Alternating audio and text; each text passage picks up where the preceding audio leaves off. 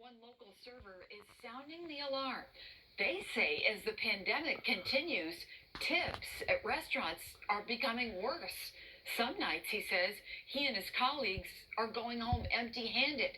We're asking you tonight, do you tip more, less, or about the same as you did before the pandemic? You can tell us right now on our Channel 3 app or on WFSB.com/vote now. Eyewitness News reporter Sharon Johnson spoke with the waiter and the Connecticut Restaurant Association about this issue. She joins us live now with more on this. Sharon.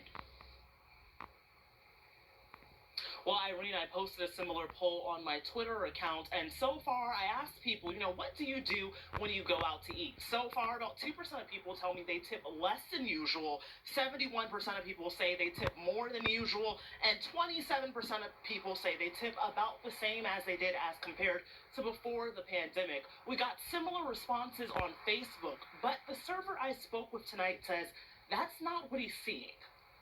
Becoming worse and worse for some reason.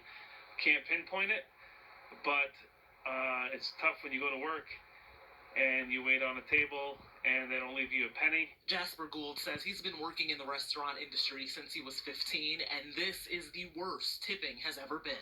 And then you have to explain to your busboy and support staff that you can't tip them, so now you're both risking your health in this pandemic and going home with nothing. The West Hartford waiter says this is something he and other waiters have been dealing with as the pandemic continues. Another waiter we spoke with who did not want to be identified says her tips have dropped dramatically. She says sometimes people get upset with staff when they ask guests to wear a mask or leave by curfew. I mean, we're at 50% capacity.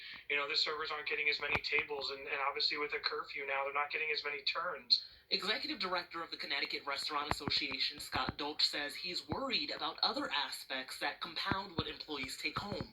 The lack of people coming out and actually dining because of the restrictions and because of things going on around us, I think is my overall concern here. Gould says he's thankful for any support, but he also asks people to say thank you for good service. Risking your health being out there in the public, and just throw them 18-20% and say thank you.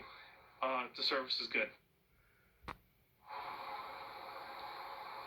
And Dolch says as restaurants head into the winter, they're facing some unique challenges, so he says every little bit helps. Live in Rocky Hill tonight, Sharon Johnson, Channel 3 Eyewitness News.